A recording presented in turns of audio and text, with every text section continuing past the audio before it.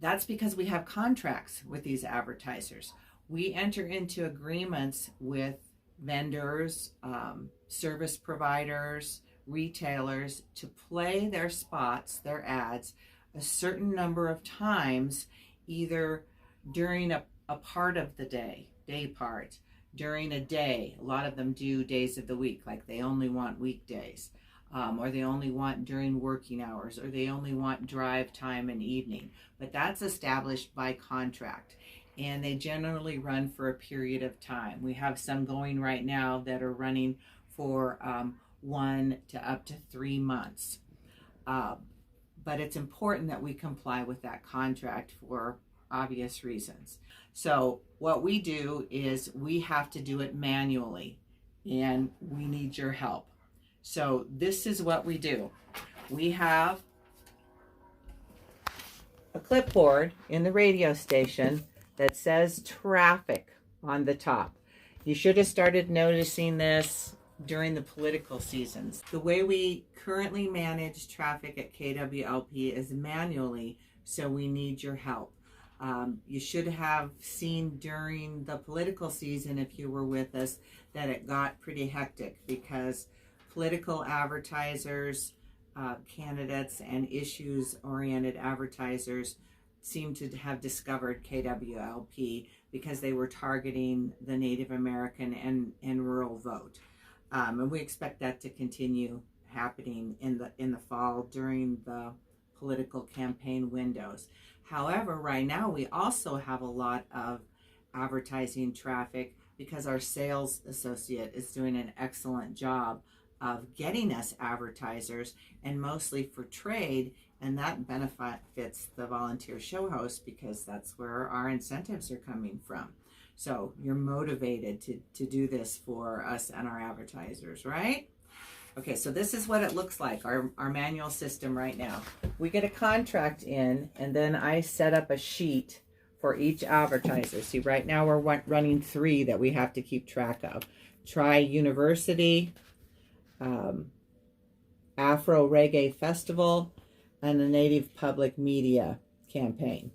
So what we've got here is the dates that the ads have to play, how many times on that date it has to play, and then a place for you to put whether you've played it so we can check if there's compliance or not. And we really need your help with this. I can't emphasize enough, advertisements are not optional at this time. We have so many advertisers, you must play ads at least 3 times during your hour, 1 for each quarter hour break, and sometimes more. Right now, the only way we can make this Try You campaign and comply with our contract is if it's played a minimum of 2 times an hour between now and the end of May. So you can track here and see when it's being played. And it's really important that you put the little demerits or tallies because we'll go in and check on it periodically. So maybe at the end of the day, I'll go in and check and say, oh, we're supposed to play it 14 times a day. We have hour-long shows coming up in the evening that won't allow for playing ads. So I need to make sure I load up the 5 o'clock hour with it playing a couple more times to make sure we've complied with the contract.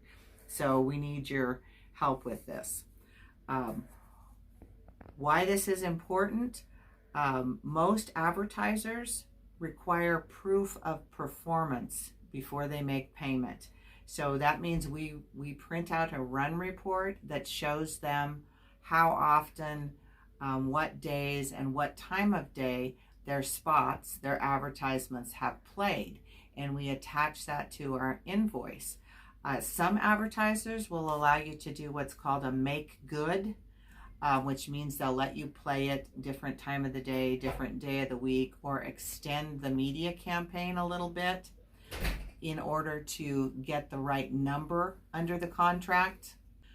Other advertisers just simply won't pay if you haven't complied precisely with the terms of the contract.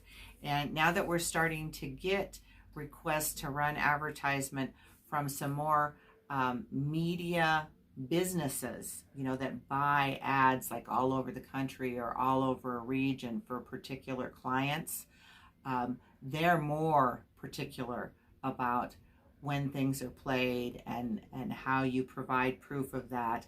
And not only may it reduce the payment that we receive, they may choose not to advertise with us again if we aren't able to consistently provide proof of performance that verifies we complied with the contract. You know, and that sounds kind of legal, and that's because it is. There's no buts about it. It is legal and we need to comply with it.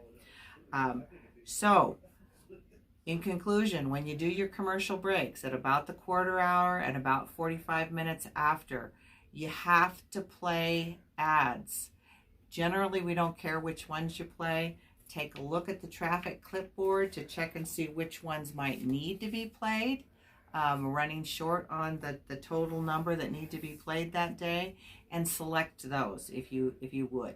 And it doesn't matter if your show's sponsored. Your sponsorship banners and sponsorship ads are separate and apart from our paid advertising. This is additional. So you can't say, oh, I have a sponsored show, I'm playing my sponsor's spots, so I don't need to run the other ads. That's not correct. You need to run both of them if you have a sponsor. So you can first, out of the commercial breaks, cut out show promos if you need more time. Then next, event promos. Then next, public service announcements. Then never advertising, okay? And the commercial breaks, you can expect them to be 3 to 5 minutes long now because we have a lot of ads. I will also throw in there that sometimes we have paid public service announcements.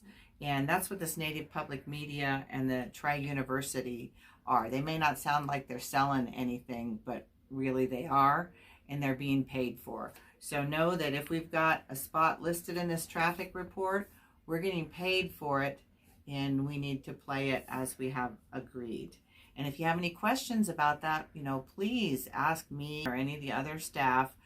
We can come in and go over it with you on the broadcast computer or the traffic report log.